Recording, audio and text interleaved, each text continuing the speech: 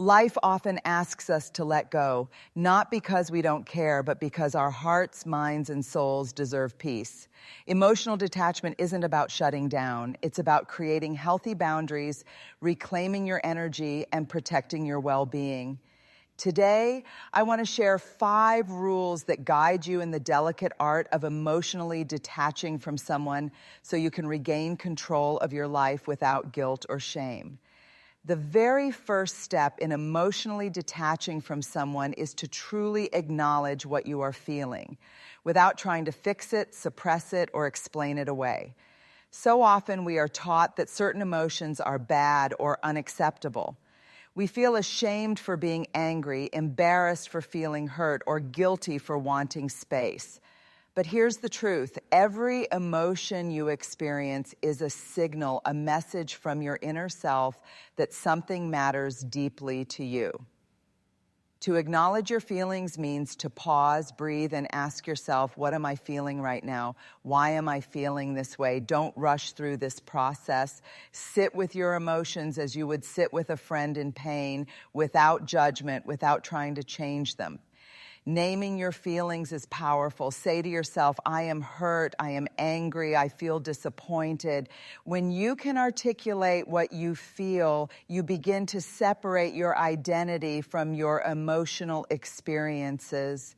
You recognize that feeling does not make you weak, it makes you human. Acknowledging your feelings also requires radical honesty with yourself. Stop pretending everything is fine or blaming the other person for how you feel. Emotional detachment is not about shutting down. It's about seeing your own experience clearly. Allow yourself to cry if you need to journal your thoughts, or simply to sit in quiet reflection. The more you honor your emotions, the less they control you. Remember, feelings are not permanent. They are lasha. Like waves in the ocean, you don't have to act on every wave, and you certainly don't have to let them drown you. By acknowledging your feelings without judgment, you create the space to observe them, learn from them, and ultimately let them guide you toward clarity and freedom. This is the cornerstone of emotional detachment, knowing yourself deeply enough to recognize your emotions, honor them, and then decide consciously how to move forward. Once you've acknowledged your feelings, the next crucial step in emotional detachment is learning to accept what you cannot control. So often we exhaust ourselves trying to change people, situations, or outcomes that are simply beyond our influence. We replay conversations, imagine different scenarios, and carry the weight of what-ifs on our shoulders. This struggle is exhausting because it asks you to fight against reality itself. Acceptance does not mean approval, and it certainly doesn't mean giving up. It means recognizing the limits of your influence. You cannot control someone else's emotions, their decisions, or their reactions, but you can control your own. Accepting what you cannot control is about turning inward rather than outward for your sense of peace. It's about saying, I cannot change them. I cannot rewrite the past. I cannot make someone love, respect, or understand me, but I can choose how I respond, and I can protect my heart. This rule requires humility and courage. It requires you to let go of the illusion that your emotional energy can fix or save others. You must release the belief that their choices are a reflection of your worth or that you are responsible for their happiness. The moment you stop trying to control what is uncontrollable, you reclaim your power. Your energy is no longer drained by endless worry or futile attempts to manage someone else's behavior.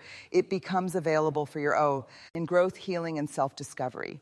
Acceptance is also an ongoing practice. It will not come in a single moment. It requires daily reminders. When the urge to intervene arises, pause, breathe, reflect. Is this something I can influence?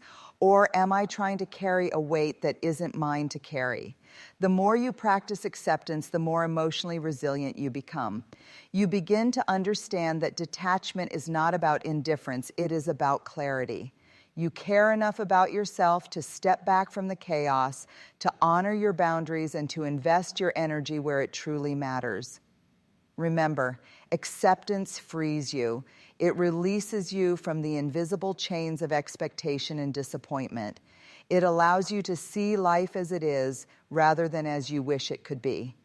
By accepting what you cannot control, you create space for peace, self-respect, and emotional freedom, because true detachment begins not by controlling others, but by mastering yourself.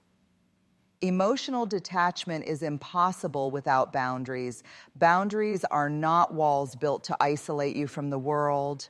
They are guardrails that keep your heart safe while still allowing you to engage fully with life. They are a declaration that your well-being matters, that your feelings are valid, and that your energy is precious.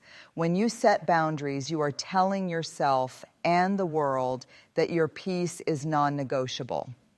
Setting boundaries begins with clarity. You must first identify what behaviors, words, or situations are harmful to your emotional health. Perhaps it's constant criticism, manipulation, or the expectation that you always accommodate others at your own expense. Perhaps it's someone who dismisses your feelings or undermines your worth.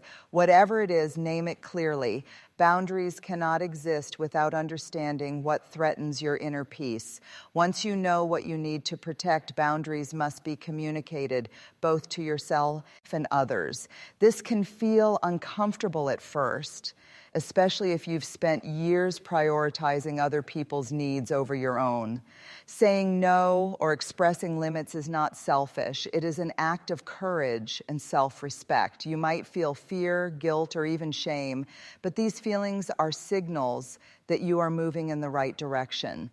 Every time you enforce a boundary, you reinforce the message that your heart deserves care and protection. Boundaries are also about consistency. It's not enough to set them once, they must be maintained. Emotional detachment requires that you honor these boundaries even when it's inconvenient, even when others push back, and even when your own old habits of people-pleasing resurface. Consistency sends a clear message to your mind, body, and spirit. I am in control of my own emotional space. Lastly, remember that boundaries are not punitive, they are protective. They do not exist to punish the other person or to create resentment. They exist to preserve your integrity and your capacity to love without losing yourself. By protecting your heart, you create space for authentic connections that uplift and nurture you, and you gradually release those relationships that drain, deplete, or diminish your spirit. When you set boundaries, you are not closing your heart, you are honoring it. You are learning that detachment is an act of love, not avoidance. It is a commitment to yourself that your emotional well-being matters, that you deserve respect, and that your heart is sacred. Boundaries are the framework of freedom. They allow you to engage fully with life without losing yourself in the process. Detaching emotionally from someone is not about abruptly severing ties or creating dramatic distance. It is about taking intentional steps to protect your emotional well-being. Limiting your exposure gradually allows your heart and mind to adjust, to reclaim balance, and to regain clarity. This process is a form of self-compassion. It honors your emotions while giving you space to heal and regain control. The first step in limiting exposure is awareness. Pay attention to the interactions that leave you feeling drained, anxious, or triggered.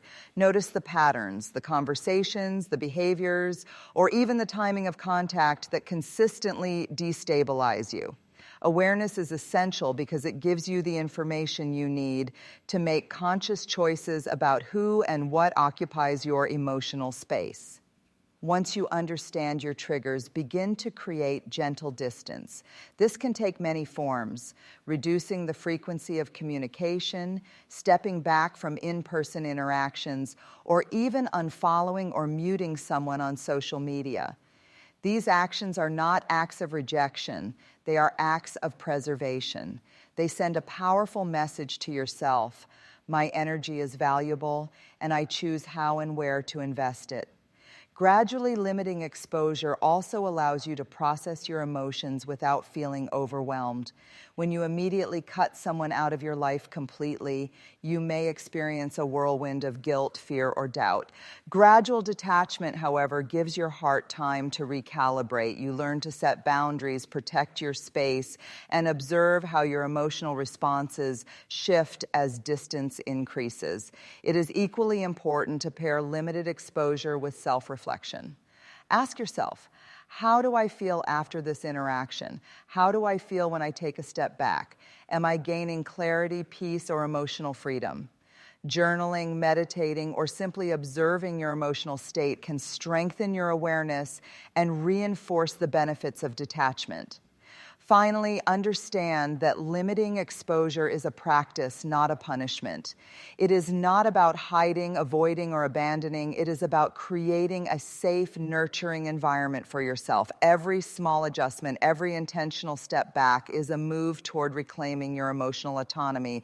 By gradually limiting exposure, you give yourself the gift of peace, the power of choice, and the courage to detach while still honoring your own humanity. The final step in emotionally detaching from someone is to turn your attention inward toward your own growth and healing. Too often we expend energy trying to fix others, change circumstances, or hold on to what cannot be held. But true emotional freedom comes when we redirect that energy toward ourselves, toward becoming stronger, wiser, and more whole. Focusing on your own growth is not selfish. It is an act of courage, self-respect, and radical self-love. Start by acknowledging that you are a work in progress. Growth doesn't happen overnight. It is a daily practice of reflection, learning, and self-compassion. Take time to explore who you are apart from this person. What are your values, passions, and dreams? What activities, relationships, and practices nourish your soul? By reconnecting with yourself, you begin to rediscover your identity, independent of the emotional entanglement that once consumed you. Healing also requires gentleness. You may find yourself revisiting old wounds, feeling hurt, or even questioning your worth. These moments are not setbacks. They are opportunities to understand yourself more deeply. Journaling, meditation, therapy, or creative expression can be powerful tools to process emotions, gain clarity, and nurture resilience. The more you invest in your healing, the less dependent you become on external validation or approval. Growth involves creating a vision for the person you want to become. What habits, mindsets, and relationships will support your emotional freedom? What boundaries will you maintain to ensure that your heart is protected in the future? By focusing on personal development, you shift your energy from frustration and loss to empowerment and possibility. You begin to see that your life is not defined by one person's actions or presence, but by the courage, love, and strength you cultivate within yourself. Finally, understand that this journey is ongoing. Emotional detachment is not a single act. It is a lifelong practice of self-awareness, self-care, and self-respect. Every step you take toward growth and healing is a step away from emotional dependency and a step toward freedom. By investing in yourself, you not only detach with grace and integrity, but also create a life filled with purpose, resilience, and joy. Your energy becomes your own, and your heart becomes your sanctuary, a place where you are whole, valued, and truly free. Emotional detachment is not about shutting off your heart or becoming cold. It is about reclaiming your energy, protecting your well-being, and choosing freedom over dependence. It is a courageous act, a declaration that your peace, your growth, and your emotional health matter. Through the journey of detachment, you are not abandoning love or compassion. You are redefining how you love yourself and how you allow others to influence your inner world. The first rule, acknowledging your feelings without judgment, sets the foundation. Too often, we suppress or dismiss our emotions, believing they are a sign of weakness. But emotions are messages, signals that something matters deeply, that our boundaries have been crossed, or that our hearts need care. By naming what we feel and sitting with it, we give ourselves the clarity to understand our needs. This honesty with ourselves is the first step toward freedom. Acceptance of what you cannot control follows naturally. We cannot change the choices, actions, or emotions of others, and clinging to the illusion of control only leads to frustration, resentment, and exhaustion. Emotional detachment begins when we release the need to manage someone else's reality and instead focus on our own responses. Acceptance is a radical act of courage. It allows us to reclaim the energy that was being wasted on things beyond our influence. Boundaries are the protective framework of detachment. They are not walls meant to isolate us, but guardrails that preserve our hearts. Setting boundaries requires clarity, honesty, and consistent enforcement.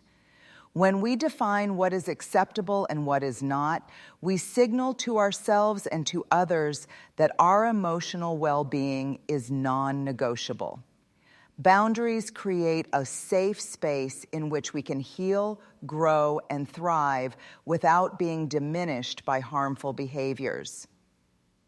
Limiting exposure gradually is a practical application of these principles. Detachment is not abrupt or punitive. It is a careful, intentional process that allows our hearts to adjust.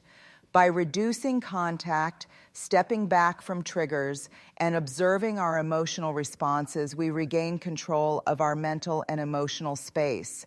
This gradual approach ensures that detachment is sustainable and compassionate, both to ourselves and in our interactions with others. Finally, focusing on your own growth and healing is the culmination of detachment. By investing in yourself through reflection, self-care, and purposeful living, you cultivate resilience, clarity, and inner strength. Emotional detachment becomes not an act of loss, but an act of gain. The gain of self-respect, freedom, and empowerment. It allows you to live fully, love authentically, and engage with life from a place of wholeness rather than dependence. In the end, emotional detachment is a gift you give yourself. It is a practice of self-love, courage, and wisdom. By acknowledging your emotions, accepting what you cannot control, setting boundaries, limiting exposure, and focusing on growth, you create a life where your heart is protected, your mind is clear, and your spirit is free. It is through these steps that you reclaim your power, restore your peace, and step fully into a life of emotional freedom and resilience.